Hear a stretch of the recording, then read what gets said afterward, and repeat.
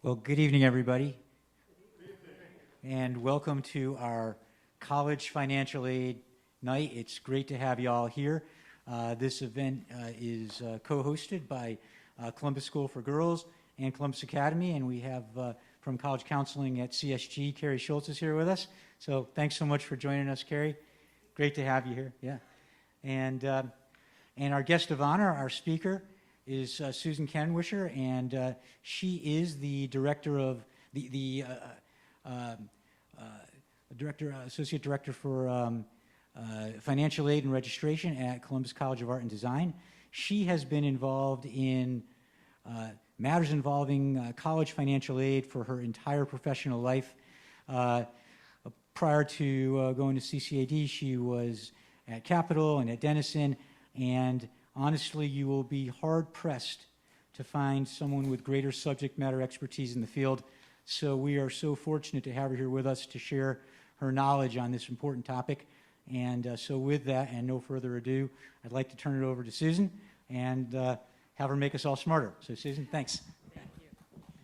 Thank you. Good evening, everyone. I'm so glad to see you all. Last year, I saw you on a monitor, and you know, on those Zoom calls, I'm never sure if everyone's awake or not. This is a little bit dry.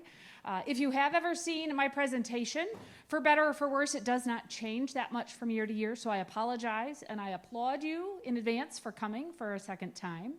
As you heard, I am Susan Kenwisher. I have done financial aid my entire career, which makes me a terribly dull person at parties. But it's fun to now see people of my friend generation actually finding some value in my subject matter. So let's talk about money. We certainly understand, and you all understand, which is why you're here tonight, that funding college is probably one of the most important and one of the most stressful parts of the process, right? I mean, these are big numbers. And we use words that most people don't understand. We use terms that are often confusing. They don't line up with any other dictionary that you are familiar with, and it can feel overwhelming. And so what I want to do, my approach to these presentations, is I step way back to the beginning, and I start with some really basic policy or some definitions. So you have some concepts that are easily learned. You might already know them, but I want to make sure they're clear. And so then we kind of build on that. So we step way back at the beginning.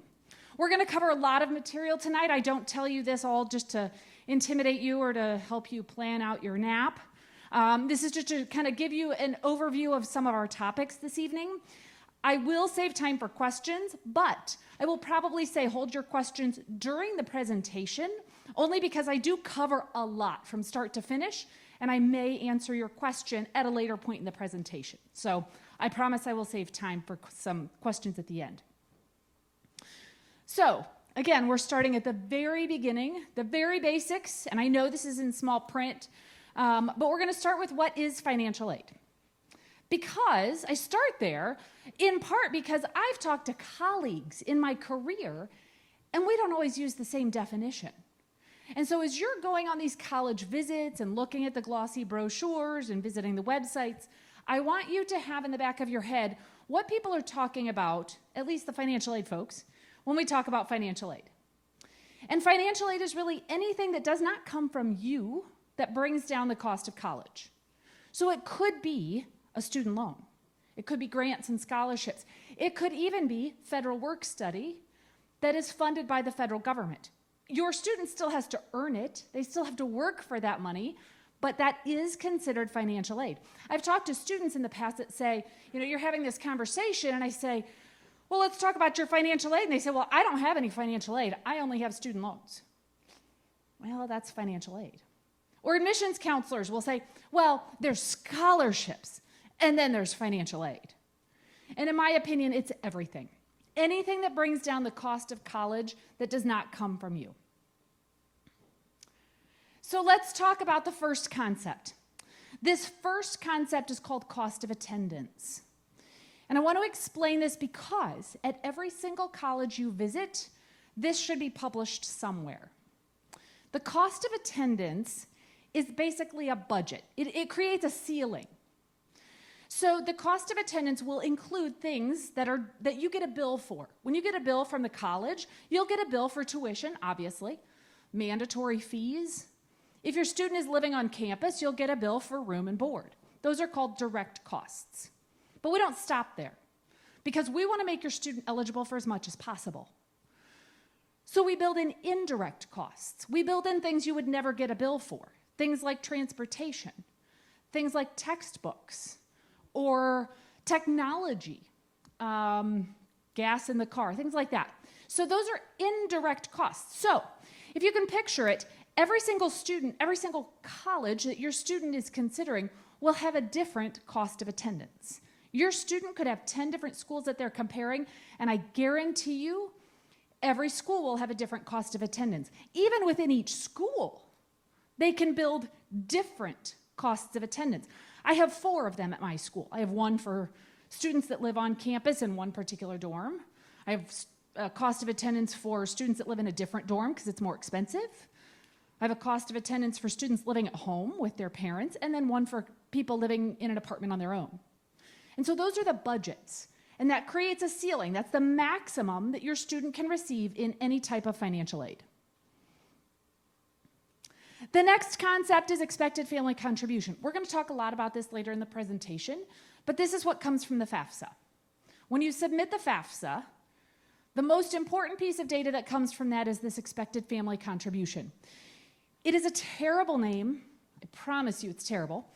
And here's a tiny sneak peek into what will occur while your child is in college. This entire concept of expected family contribution is going away. 40 years of higher education is going to get completely revamped, probably your student's junior year. We don't know yet. The government is trying to get that delayed. I've sat through plenty of webinars about this. They can't really explain what's replacing it, although they try. But for now, this is what we have. And the expected family contribution in no way represents what you will contribute to college. See, it's a terrible name. Really what it is it's a measure of your financial strength. So they take all the information that you submit on the Fafsa, and this number that gets spit out is basically representing your financial strength. So it will be a number, and you'll look at that number inevitably because of the name of it, expected family contribution, and in almost every case, at least every time I've ever submitted it, I look at that and I'm like, holy smokes, how do they expect me to pay that? And the reality is they don't. It's not a guarantee. It's not even really any indication of what you'll pay. It's that financial strength. Can you go to the next one? Okay. By the way, that EFC is the same no matter what school your student goes to. So your EFC is the same for every single school. So then when we get to this calculation of your financial need, every single school does this calculation. They do this math. They take their cost of attendance, which is different. They subtract the EFC, which is the same, and you get your student's financial need. So when they say, you don't have financial need, this is the math they did to get there. So if you think about it, your financial need will be different at every single school, which is why it makes total sense that financial aid is confusing. Because we don't always work with the same numbers. In fact, we rarely ever work with the same numbers as other schools. So it's hard to get to an apples-to-apples comparison when you're looking at financial aid offers. But it's easy for you at this point, even now that you know this concept and you could do this math, to know conceptually, if your student is looking at a school, let's say you went out there today, and you can do an Efc Estimator, which those are out there. You could project what your EFC would be. And you look on the school's website and you can get their cost of attendance. So if you did that math, let's just say you're looking at, I was saying earlier, I always pick on my friends at Denison. So if you're looking at Denison, their cost of attendance is somewhere around $70,000. It's a big number. And you think, oh my gosh, my EFC is $30,000. That's really high. But if you take a $70,000 cost of attendance, you subtract a $30,000 EFC, there's still 40,000 in need. Your student would still appear quite needy. So there would still absolutely be room for need-based financial aid. But if your student is looking at Columbus State and their cost of attendance is probably around 25,000, your EFC, same EFC, is 30, it's very easy to see from just a straight math perspective, your student does not have financial need at Columbus State. So you cannot plan on any need-based financial aid at Columbus State. So those concepts right there arm you with information on why a college may say you don't have financial need, or your student. Okay, so let's talk about the financial aid and where it comes from. We first talk about a couple different types of financial aid. We generally break it down into a couple different categories. We break it down into need-based versus not need-based, which is where that calculation is so important. And then we also talk about different types of aid. So scholarships, grants, loans, and employment. So we're going to dig into each of those. So let's talk about the free stuff, because everyone wants the free stuff. That's the kind we like to give away the most, too, by the way. So the only thing I will say is always guaranteed in financial aid is the answer could always be answered by, well, it depends. Every time. I could answer every question with, it kind of depends. So there are very few absolutes in financial aid. So when I say this, it kind of depends. But in general, if you see something on any type of documentation that says scholarship, first of all, I guarantee you it is free money. Second of all, it is probably not based on financial need. It is probably something your student has earned, either through academics or sports or artistic ability or leadership or whatever. So it is probably not need-based. If you see something that says grant, again, it is free money. It probably is based on financial need. So to qualify for a grant, I would say 9 times out of 10, it is based on your student's financial need, which is where the FAFSA becomes so important. Either way, those are both types of free money. Then there are loans. Now, when you submit a FAFSA, every school makes an assumption. Every school makes an assumption that you want to know every type of financial aid that your student qualifies for. So every financial aid offer that we provide back to your student, if there's a FAFSA, will include loans. Now, we are not saying by including those loans on that letter that your student has to borrow. We're not saying it's the best option. But we made that assumption when you submitted the FAFSA that you wanted to know all of the different types of aid that your student could receive. So we'll include them there. Federal student loans, in my opinion, are the best investment you could make in college. I'm not saying borrowing is optimal, but if you need to borrow, it's a good option to go to. Student loans are designed for students. There's nothing else like it in the market. Student loans are not repayable while the student is in school. So the government extends credit to your student without any collateral, without any credit history, without any employment history. And they say, don't worry about paying it for 4.5 years. As long as you go to school, you don't have to pay it. And in some cases, they say, we'll even pay for the interest while your student is in school. So it is funded by the government. It is considered financial aid, and it's a really good program. Your students don't have to go to the bank to apply. They work with the college to apply. Now, the government has limits on how much they can borrow. They put some guardrails there so your student cannot overborrow. Now, if you're talking about a $70,000 education, that loan is a drop in the bucket. A freshman year, a student can borrow $5,500. So it is a small investment by some standards, but it prevents your student from being able to overborrow. And then work-study. So the government does provide money to schools to allow them to pay their students for employment. At most college campuses these days, jobs are not guaranteed. There are not many schools that, back when I was in college, and probably many of you would go to the financial aid office and they would match you up with a job. And that's not how it works anymore. It's just like any other position. It's not much different than going to Kroger. You express interest, you apply, you have an interview, and they hire you. And then you get paid every 2 weeks or every month.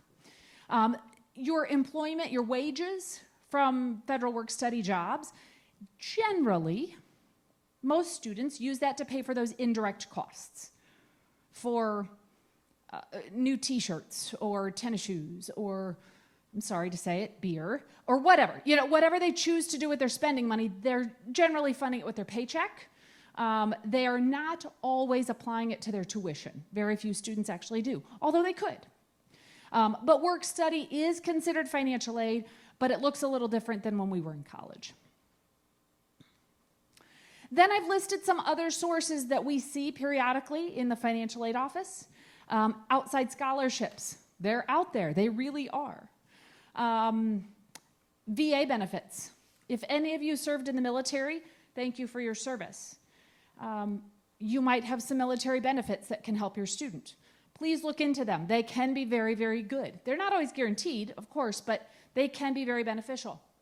Private organizations, civic organizations, churches, even your place of employment. My very favorite story of this year is that I have a student who came to see me not too long ago. I had to fill out a piece of paper for her because she got a job. My student got a job at Chipotle because Chipotle pays $5,000 per year for tuition assistance. I love sending my kids to Chipotle. They're very, very good to students. So look for employment benefits. You might be surprised at where you find them. Okay, so let's dig a little deeper. Let's talk about who's giving the money. So the government gives a lot of money for students. The first program we'll talk about is the federal Pell Grant. That is, I want to make sure I don't lose sight. Actually, my next slide goes deeper into each of these. So, Pell Grant, the largest federal grant program that the government provides. Teach Grant, we'll talk about here in just a minute. Supplemental Educational Opportunity Grant, and then we've got what's called self-help, those loans and work study. Because they require a contribution from the student, either repayment or work, we put those in the category of self-help. Okay, so let's dig deeper into the Pell Grant. It is the largest grant. It's the one that always gets discussed when it comes time for budgets at the federal level. The Pell Grant is directly tied to the EFC. So if you remember, the EFC does not change. Your student could have 15 schools that they're considering. The EFC would be exactly the same at every school. So the Pell Grant, in theory, almost always, would be the same at every single school your student is considering. Currently, it is tied to the EFC. Currently, the maximum EFC that you can have and still qualify for Pell Grant is the 5846. So when EFCs range from 0 up to 999,000, you can see that you have to be very needy to qualify for Pell Grant. But in essence, it's a chart. The government delivers a chart every year. They say for 0 EFCs, this is the Pell Grant. For 100 EFC, this is the Pell Grant. So it's all prescribed by the government. It is free money. It is tied to your student's level of enrollment. So if your student were to choose, let's say, to go to Columbus State and attend part-time, they could still receive Pell Grant. The amount changes every year. So by the way, and we'll talk about the Fafsa here in a few minutes, but the Fafsa needs to be resubmitted every year. So this amount is not guaranteed from year to year. That could vary depending on your financial need. So this is a state grant, the Ohio College Opportunity Grant. I will briefly jump back and say, because I must not have a slide for this. The Teach Grant is also a federal grant program. The Teach Grant, when I say there's always an it depends, Teach Grant does say grant. So in theory, it's free money. It is for education students. So if your student is considering going into education, that might be available to them. It's usually up to about $4,000 a year. In the financial aid business, we call this program a GROAN because it is a grant that has a service requirement to it. And it's a pretty steep service requirement. And so if your student does not meet the service requirement, it converts to a loan. And actually, even worse, the interest is backdated to the very first day they got that loan. So I will tell you this briefly. When I was at Capital, we had a huge education department at Capital, and I would not offer this program because to me it was too big of a risk. So if your student is going into education and they're offered a Teach Grant, it is technically a grant. It is free money, and you hate to turn down free money. But make sure your student understands the service requirement because that could become very expensive. The other federal grant program that was mentioned is the Supplemental Educational Opportunity Grant. That is free money from the federal government. Each school gets basically a fund. They get a bucket of money. And they are told with that bucket, when the government hands over that bucket, they say, give it to your neediest students. You define what that looks like. So it's up to each school to define what neediest students look like. At my school currently, it is awarded on a first-come, first-served basis. We have such a little amount of money that really it only gets awarded to students with a 0 EFC, and we usually run out in January. So not all of my 0 EFC students get it, but it's incentive to file the FAFSA earlier. Another bucket of free money is called the Ohio College Opportunity Grant. If your student stays within the state of Ohio, because they're attending school this year and living in Ohio for at least 12 months, they could qualify. The state invests in students and tries to keep them here by offering them money. It is also tied to the FAFSA, also tied to the EFC. Your EFC must be below 2190. So it's for even needier students than the Pell Grant. But it is $3,700 per year this year. There's no additional steps. Just by submitting the FAFSA, it gets routed through the state agency, and then the school and the state agency work together. So this is available, again, at any school your student is considering, as long as your EFC is 2190 or below. This is always free money. Colleges and universities are the largest provider of free money. Every school has their own scholarship strategy. Some of them are very open and very public about it. There was a season in higher education where a lot of schools had a chart right there on their website. Said if your ACT score is this and your GPA is that, here's your scholarship. And you could do that looking around ahead of time. Since a lot of schools have gone test optional, they've had to look at other criteria. That test optional puts a larger burden on admissions offices because they have to read the essay closer, or the letters of recommendation, or your student's resume. They might look at leadership or involvement or the academic rigor that they choose in high school. So all those different things go into whatever strategy they have to come up with their incentive, their investment in your student that says, we want your student here, and here's the scholarship we're going to offer to kind of woo them to our school. Some schools will have just scholarship money. Some schools will say, we don't even want to deal with scholarships. We only recruit great students. We will help you with your financial need. And then other schools have a combination of both. Some schools will require, and you'll hear this throughout the presentation, some schools say, we want you to submit the CSS profile, which is like the FAFSA on steroids. Because they cannot change the calculation for your eligibility for things like Pell Grant. That need calculation is exactly the way I showed it to you. But they may say, in order to qualify for our money, our school money, we want to see even more of your financials, which they'll get from the CSS profile. So that is one question you should ask at every school your student is considering, is the CSS profile required? Other questions you should ask of the schools, things like, is the scholarship renewable? Is there any reason to believe that scholarship is one time only? What's the GPA requirement to keep that scholarship? Is it available even if my student doesn't graduate in 4 years? If they spill over into 4.5, can they keep it for that half? What if they change programs? You know, if it's tied to them being a biology major, what if they choose chemistry? Do they lose their scholarship? So those are just questions to ask. Truly, every school will spin it a little differently. So you will hear some different language at each school, but at the end of the day, it is a scholarship and or grant program that they have set up to try to help make their college more affordable.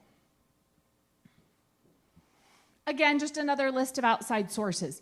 I cannot say it enough. I have 2 kids, one who is a college graduate, one who is figuring life out.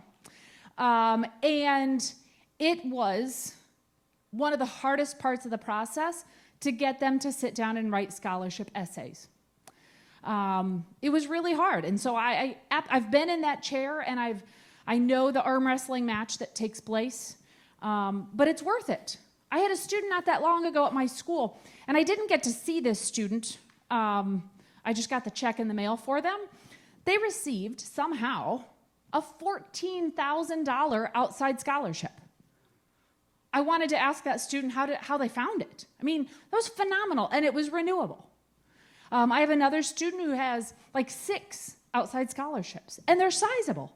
So that's not always the case. You know, I've got 1,000 students, and I've got 3 that are remarkable in terms of the amounts of outside scholarships. But my point is, it's worthwhile to try, because your student gets nothing if they don't try. Okay. Everyone good? Need to do some jumping jacks to get going for the next part.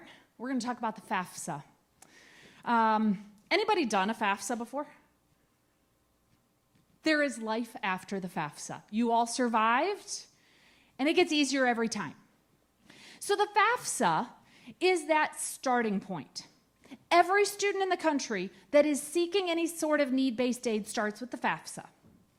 It puts every single family essentially on level playing ground. Now, the level playing ground may not always seem level, and it may not always include those circumstances that are real in your family that truly affect your finances. So it doesn't capture everything. It is faulty by every stretch of the imagination.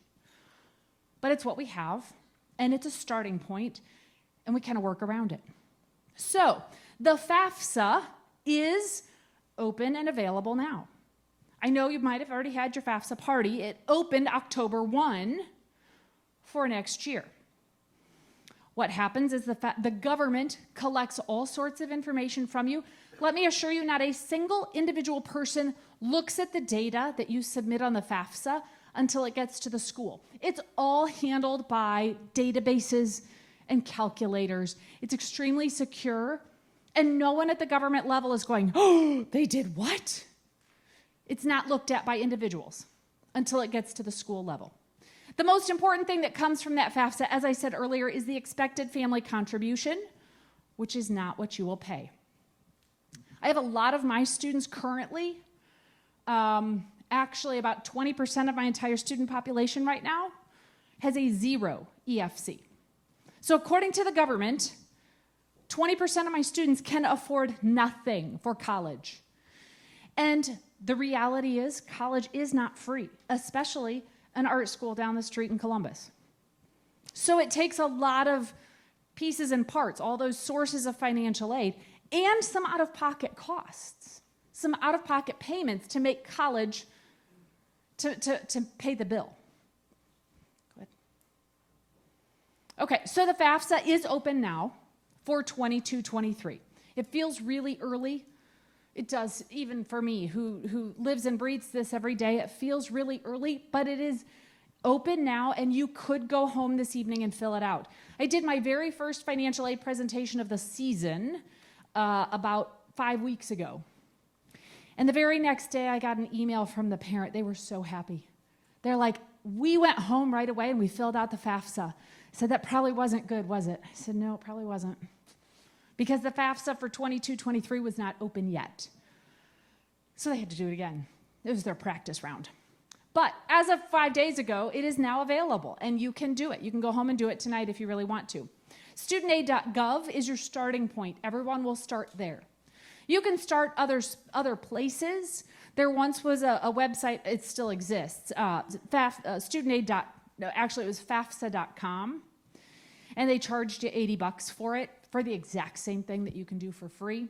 So I would encourage you not to pay for that service, since studentaid.gov will allow you to do it for free. So this is sort of the process. This is stripping it down to as rudimentary as I can make it. So you're going to sit at a computer. I encourage you actually to put your student at the table in front of the laptop. I just think there's a learning opportunity, and you have to do this for 4 years. So give your student that opportunity. Even if you're sitting right next to them, make them do it, and it'll be painful. It will be painful to sit there and watch them figure it out, but you're going to encourage them, and you're going to partner with them, and they're going to submit the FAFSA. You do have to submit your portion as well. You submit it to the government. The government processes it, and I'll show you a little bit more detail about that here next. The government processes it, and then they send it off to all the schools you've listed. You can list up to 10 schools when you submit the FAFSA. If you are anything like my house, it might be hard getting it down to 10. So you pick the top 10, submit the FAFSA, you wait the 3 days it takes to get it processed, you go back into the FAFSA, you bump 5 off, and you add 5 more. That's how you get it to more than 10 schools. Yep, you can do that. So, but you have to start with just 10. Sure. So when you hit submit, you add your 10. It takes about 3 days to fully process the FAFSA. You'll get an email that it's done. You log back in, and you make a correction, and you go to the place where you list all your 10 schools, and you just delete 5 of them. They still have the first version. It's called a transaction. So they have your very first transaction. It is in their file, and they're going to move on it. And then you just add 5 more. Or however many schools, yeah. Yeah, you can add a new 10 if you want, so you can get to 20 schools. You can keep doing it. My kid kept changing his mind throughout the cycle, so we submitted it to like the first 8. Then he'd be like, oh, but what about that school? So we log back in, add another one. Another month later, oh, Mom, I found this great school. Log back in, add another one. You can keep going in and making corrections.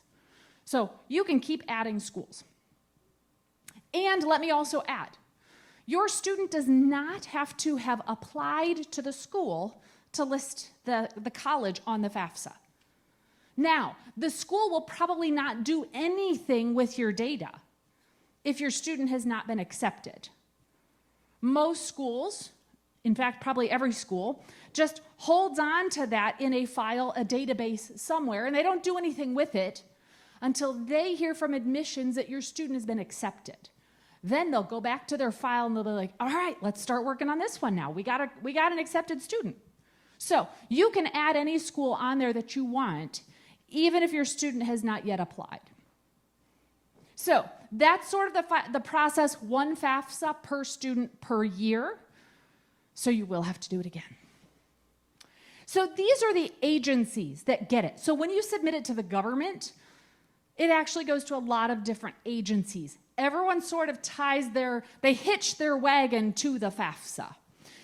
Now, some of the things, this is called the Fafsa Simplification Act that was passed in December of 2020. Some of these things are starting to get unhitched. For example, there is a drug question on the FAFSA that asks if the student has ever been convicted of possession or sale of drugs. That question has been on the FAFSA for about 15 years.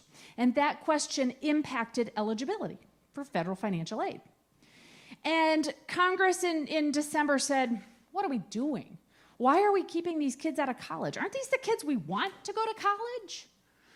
So so December is actually fairly late in the cycle. So the question might still be on the FAFSA, but the reality is it doesn't matter anymore. That question has no impact on eligibility. The other thing that's changed is selective service. For years, we've said, your young men must register for the draft, the carrot and the stick approach. Your young men must register for the draft or they don't get federal benefits, federal student aid. As of December, the Fafsa Simplification Act, we are unhitching that from the Fafsa. Here's the challenge. It is in statutory law in the state of Ohio. So the question is still on the FAFSA. You do still have to answer it, and your young men do still need to register for Selective Service if they want state grant, until the legislature can strip that out of Ohio law. So it's still there. So some of these things are starting to peel back, but all of these different things have a database check. So if you say your student is independent because they're a veteran, the VA gets it to double check. NSLDS is a student loan database. It checks to see if your student is default on a student loan. Remember, every student in the country, even the 50-year-old second career person filling out the FAFSA, goes on this form. So the government's going to say, if you've defaulted on prior student loans, you don't get more financial aid. So it goes through all these edits. So there are a lot of people, or entities, not people, offices, agencies that have a quick peek to make sure your student is eligible. So, FAFSA on the web. This is the most efficient and effective way to do it. I've been in financial aid long enough that I used to do the paper form, and many of you might have done that before, the origami paper form. FAFSA on the web is extremely, extremely helpful. They have improved this tool so much. There's all sorts of extra help.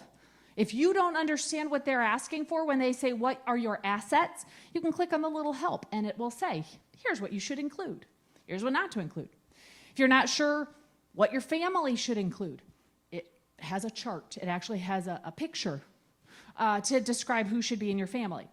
It also has edits. So if you say, I made $30,000, my adjusted gross income was $30,000, I paid $40,000 in taxes, it's going to come back and say, are you sure? That may not look right. Double check your numbers. So there's lots of different edits that are in there. It also eliminates questions that are not relevant. If you have a daughter and you say, my student is female, they will not ask you the selective service question because that doesn't apply to females. It also gives you the option of doing data retrieval tool, which we'll talk about here in a second. And when you submit the FAFSA electronically, it takes about 3 days to fully process and be in the files of the schools that are listed. This is some screenshots of the FAFSA app. There's an app for everything. The user tests say it's easy. I mean, it's pretty. You can just push these circles. It's pretty. It's cumbersome, though, because as a parent, you have a portion and your student has a portion, and you kind of have to go back and forth. So it's easy, but yet it's kind of cumbersome because of timing and the order of doing things. So it is secure. We've never had an issue with security. So whatever method it takes to make sure your student is engaged or make it easier or more convenient for you, take advantage of it. It's absolutely whatever it takes to make it good for you. So you all need, in order to access the FAFSA, what's called an FSA ID, Federal Student Aid ID. If you have done, for those of you who have completed the FAFSA in the past, you probably already have one of those. If you have 10 kids, you as the parent can use the same FSA ID for every single student. So one parent needs an FSA ID no matter how many parents are on the FAFSA, and then the student needs an FSA ID. So you can go log into studentaid.gov now and get that FSA ID. And that stays with you and your student indefinitely. You could use that for 10 or 15 or 20 years. So again, that is something you could do right now. You do need to have a unique email address. So even if you think you are making things easier by taking care of that for your student, saying, you know what, I'll just take care of it. If it goes into their email, I know it's never going to get read. It will get lost forever. I'm just going to create it and use my own email address. The government will block you because each FSA ID needs its own unique email address. So Just be aware of that. So when you fill out the FAFSA, you need to provide income information. And for many, many years, financial aid folks like myself were saying, and parents were saying, but you already have my income. I submitted it on my tax return. Why can't you just share it? Turns out there is a ton of red tape between the IRS and the Department of Education, and it took years to create a path through that red tape, but they have done it. It's called the IRS Data Retrieval Tool. It is slick. What it does is basically, as you're going through the screens of the FAFSA, and you get to the income questions, you say, I want to use the data retrieval tool. So you actually, as part of this process, you don't have to know the website or anything. They're going to set you inside the IRS website. The FAFSA is still going. It's still running. You just temporarily step into the IRS. And you go to the IRS. They verify you are who you say you are. And you say, yes, please share my information back to the Department of Education. I want to not have to type it all in again. So by giving that permission, the IRS bundles the key pieces of information and it puts it back in your FAFSA. So you don't have to type that in. And it makes it perfect because we know it's accurate. So, couple different hints about the data retrieval tool. The way you will identify yourself is by typing in your address exactly as it appears on your tax return. I had multiple family members call me saying, it's not working, it's not working. And we'd walk through their email, their physical mailing address. And in one case, my sister added one too many spaces in her address. But because it wasn't exactly as it appears on the tax return, it could not verify her identity. So make sure it's exactly, like if you live on Main Street and you typed out street, S-T-R-E-E-T, make sure you do that when you're confirming your identity on the DRT. Not everyone can qualify for data retrieval tool. If you filed your taxes as married filing separate, the FAFSA has not yet figured out how to combine two tax returns onto one FAFSA. So you may not be eligible to do data retrieval tool. And it's optional. You don't have to do it. But it does save you steps. It does guarantee the accuracy of your information. So we certainly encourage you to take advantage of that resource. Go ahead. So for 22-23, you will be using your 2020 income tax return. So that is a little bit older information, but that was the way they could make this work because to make this whole data retrieval process work out, they needed to find a set of data that was largely complete. You know, for a long time, the FAFSA was asking for much more recent data. They would actually be after your 2021 income because it's recent. But the reality is, it takes a while to get your 2021 income tax return done. So they know 2020 is done for almost everyone. So we go back a little bit and capture something slightly older, but then it's complete for almost everybody. The other thing I'll mention about data retrieval tool, there has been a lot of concern over the years. The government does listen, and they've heard from a lot of parents that said, look, we don't talk money at my house. I don't tell my kids what I make. This is not something I want to share. So I'm not going to fill out the FAFSA because I don't want them to have access to that. I heard that a lot from families. So now what the FAFSA process does is it's called masking. So when you move your information into the FAFSA and it gets processed, you'll get an email, your student will get an email, and that email provides all of the answers that were submitted on the FAFSA. The income information is all masked. No one can see it. So it is completely confidential and even kept from your children. So it is secure and your children are not shared that data. So just be aware of that. It's not wrong if you're looking at this email and you're like, oh my gosh, it's all X's. That's correct. That's so no one else can see it. Other information that goes on to the FAFSA, general demographic stuff. Social security number, please make sure that's correct. Date of birth, The drug conviction, again, I don't know if they made it in time to get that question off the FAFSA. Marital status and highest level of college that you are, highest level of education that you all have obtained. That's mostly demographic, statistical kind of stuff. So generally, when I have an audience of parents, this question seems a little obvious, but it's not always. So the question will be, what is your dependency status? And it's actually a series of up to, I think, 11 questions. It's not very easy to determine, in some cases, to determine whether a student is dependent or independent. But I will tell you, it's much easier if I describe it what it's not.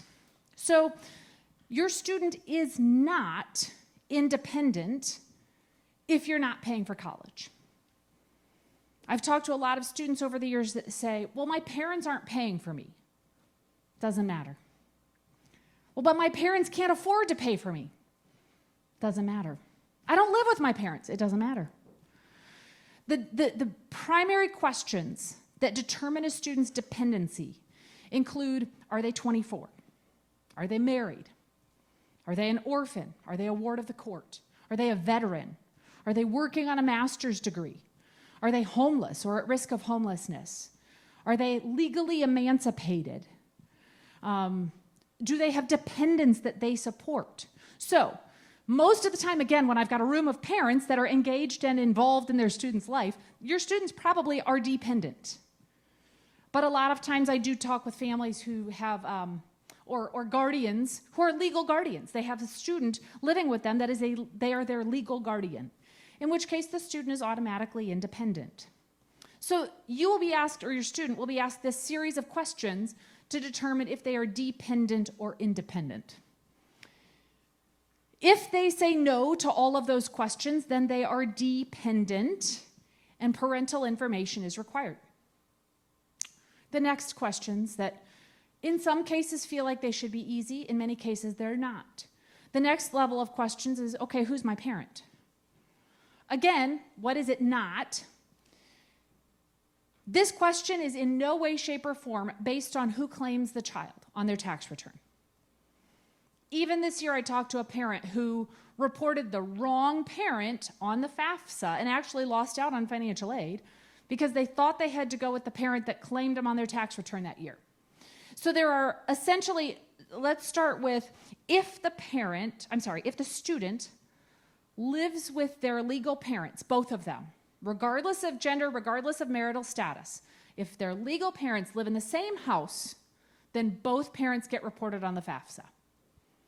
If their legal parents do not live in the same house, either through divorce or maybe never married, whatever the case may be, then here's what we do to decide what parent belongs on the FAFSA.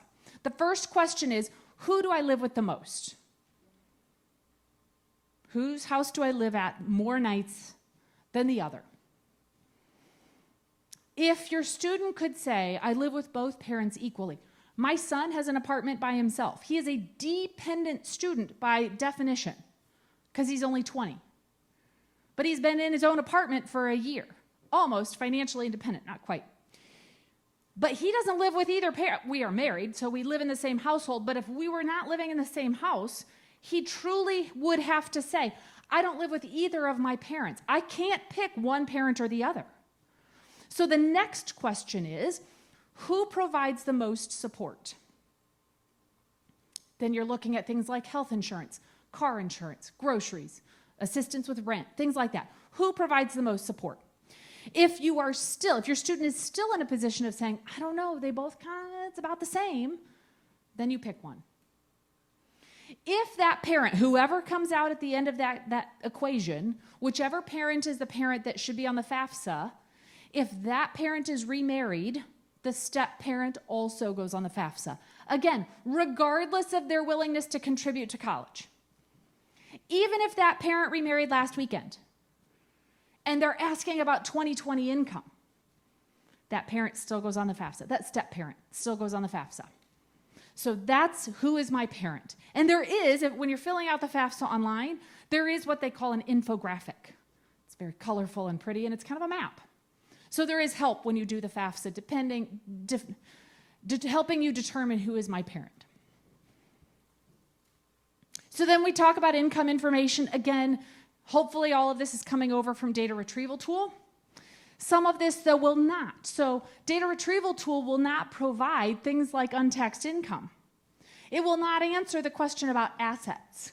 You may be asked to provide information about your assets. You will never report on the Fafsa. Now, this is not the CSS profile. The CSS profile will dig deep. But on the Fafsa, you will never report the value of the home you live in. And you will never report the value of your retirement accounts. So those do not get included in your assets. And by the way, even though you're reporting 2020 income, the question will say, what are your assets as of this moment? So we're looking at two separate time frames. Again, this is imperfect, but they're just trying to capture a financial snapshot to help determine your financial need. And that will not come over from the data retrieval tool. I've been asked over the years many times, well, what kind of proof do I have to show? I've never, in 27 years of doing this, asked someone to prove to me the numbers they included on the Fafsa for their assets. Only if they came to me and said, I didn't understand the question, I misunderstood, I reported my IRA. Then I start collecting documentation. But if they're not coming to me telling me there's a mistake, I have never asked for verification of assets. So a parent and student have to sign it. If you have your FSA ID, you sign it electronically. You can sign it by paper. That will dramatically slow down the Fafsa. So I would not recommend going the paper route. Get your FSA ID and you can sign it electronically. So let me assure you, you can never screw up the Fafsa so bad that it just gets thrown out and we say, oh, that student just can't go to college. Any errors that happen on the Fafsa can be fixed with one exception, and that is the Social Security number. If you report it under the wrong Social Security number, you have to start over. But everything else can be fixed. So these are some of the common ones. Sometimes I have parents forget that they got remarried. We always find out. I mean, we do, so just report it. They might forget or may not realize that they can count an older sibling that is away at college. Even if the student doesn't live in your house, if you have a child that you're supporting, even if they're in medical school and they are independent on their own Fafsa, if you are providing more than 50% of their support, they get reported on your younger student's Fafsa. Doesn't seem right, but it does. But it's truly how it works. So sometimes people make a mistake and they leave off a kid. So mistakes can be fixed. Just make sure you use the data retrieval tool. It will minimize the mistakes. And just make sure you answer every question honestly. So the government is accountable to us as taxpayers. So they have this process called verification. It is a double check. Historically, it's been about 30%. In fact, for a long time, it was regulatory. As a school, we had to verify at least 30% of the students. They got rid of that law, but now, 2 years ago, I think we were looking at about 19% of our students. The government said, we just want to collect documentation. We just want to make sure that the Fafsa was correct, that our algorithms are working, that our calculation is good, that everything's all right. So for about 20% of the population, we have to collect extra documentation. It's called verification. The government selects students. We don't, unless we see something funky. And then we have to collect tax returns and extra worksheets. If you do the data retrieval tool, your chances of getting selected for verification are dropped dramatically because we know the information is correct. So that's why the data retrieval tool helps save you steps, because your student likely will not be selected for verification. If they are selected and they start getting letters or emails, it doesn't mean there's a problem. Just submit the documentation and the financial aid office will move on.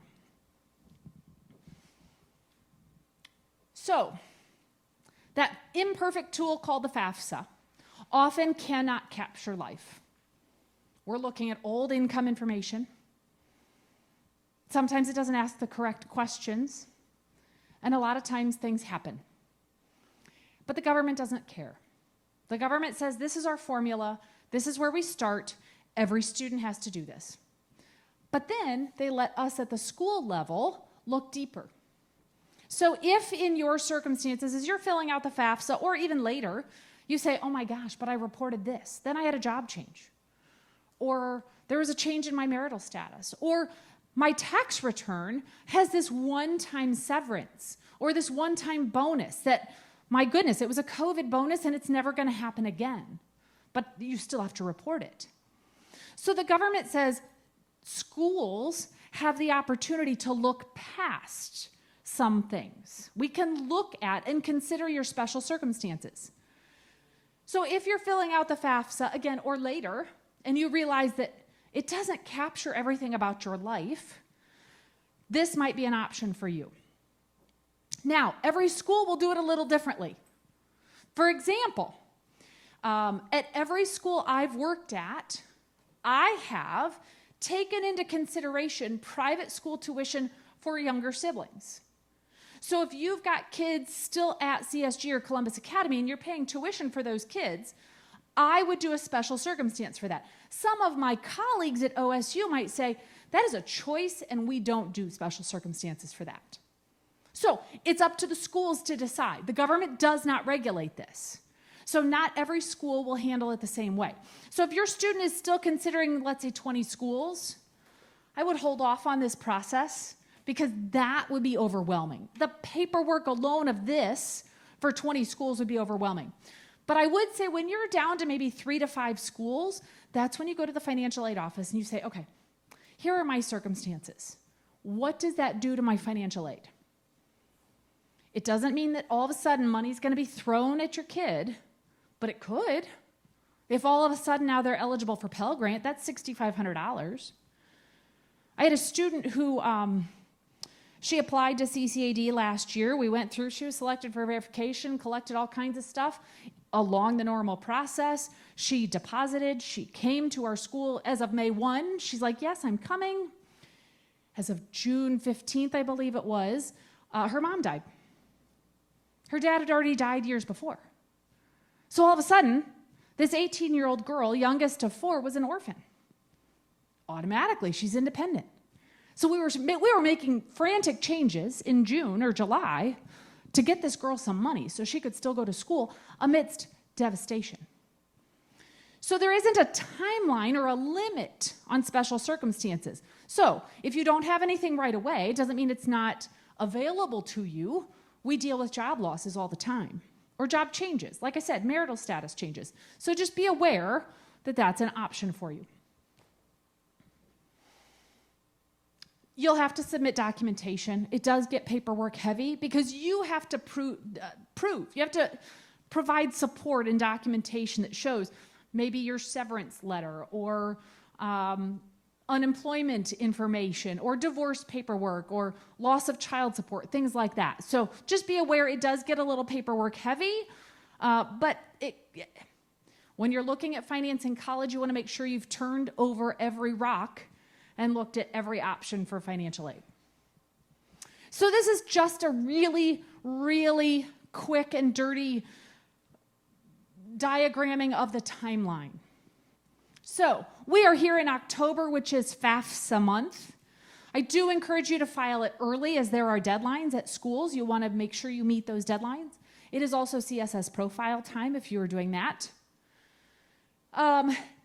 It doesn't always follow this neat timeline, so don't be mistaken that this will always look like this, but in general, if you're able to file the FAFSA this month, if your student is selected for verification, you'll start hearing from schools probably in November asking for paperwork.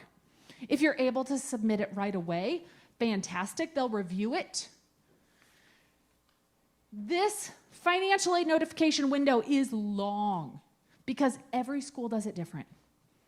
At my school, we usually start sending out financial aid notifications in December. We try to get some out before the Christmas break. My friends at Denison, they don't start until March. unless you're early notification or early action.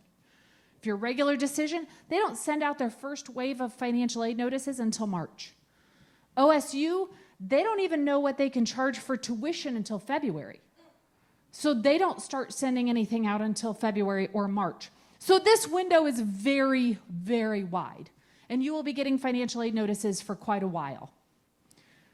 Ask lots of questions. Don't ever feel like it might be a dumb question, or maybe I should know that, or people aren't going to want to answer my questions, because they will. I would rather answer 100 questions from the same family than have them not know the answer. I've had students come to me at June orientation, which is usually a thing where the family goes to the campus in June and makes sure all the details are covered. So I've had students come to me in June, and we sit down at a table and we say, okay, here's what your family's going to have to pay. And they say, wait, what? That's my bill? I can't afford that. And they've lost the opportunity in June to go back to some of their second and third tier schools because the right questions weren't asked. So if you don't understand what's being sent to you or your child, please ask questions. I want you to make sure that those numbers don't keep your child from going to school, because there is a fit there somewhere. And then May 1st is usually the National College Decision Day. So hopefully you understand, and you've gotten all the paperwork, you've gotten all the notification, and by May 1, you're ready to say, here we come. So there's lots of different avenues for help. Financial aid offices are generally open and available. If your student is looking at OSU, Buckeye Link can be a little bit of a challenge to navigate. You know, they got 52,000 students. But financial aid offices like mine, call all you want. We'll set up calls, we'll set up Zoom, we'll set up in-person appointments, whatever. So financial aid folks are very helpful. Studentaid.gov, it's a fantastic sleep aid. If you're having trouble sleeping, it's better than melatonin. It is really informative.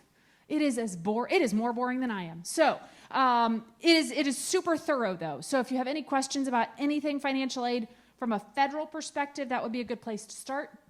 Your guidance counselors and college counselors are phenomenal resources, but boy, are they busy. But they know stuff. Man, do they know stuff. So they are a good resource. And then every single website should have what's called a net price calculator. This is a legal thing. They could be cited if they don't have it. You could go to the search bar and type in net price calculator. And what you could do tonight is plug in information. It'll ask some basic stuff, GPA, major, EFC, or income information. And it will say, based on the information you plugged in, this is what we think your student might pay if they came to our school. Those net price calculators are only as good as the information you plug in, and they're usually very rough estimates. But if you're not going to get a financial aid notification until March, this might be a good option to get some rough numbers so you can start having those conversations. It is important. Someone asked me at a presentation last week, what is your most important piece of advice? And I will give you my most important piece of advice that is from experience. Make sure you have the conversations early. Don't be afraid to talk to your children about affordability. I've seen so many families make choices that leave them unable to afford groceries because they don't want to break their kid's heart. And as a parent, I know how hard it is. You want to give your kids the college that they dream of, but that might not be affordable. And so don't be afraid to have those conversations early and often, that finances do play a factor. And there are great ways to get a college education that don't leave you homeless. So ask lots of questions, do some of those net price calculators if that's helpful, and be very wary of any place that will charge you a small fee for a service that a financial aid officer might give you for free. This is my email address. I don't care if your kid is an artist or not. If they are not considering CCAD, that's okay. I don't want this process to prevent your student from going to college. So if you have a question that is maybe too personal to ask or you don't think about until the drive home, please feel free to email me. We can set up a call, we can set up a visit, whatever. Doesn't matter. I want to make sure your kids go to college.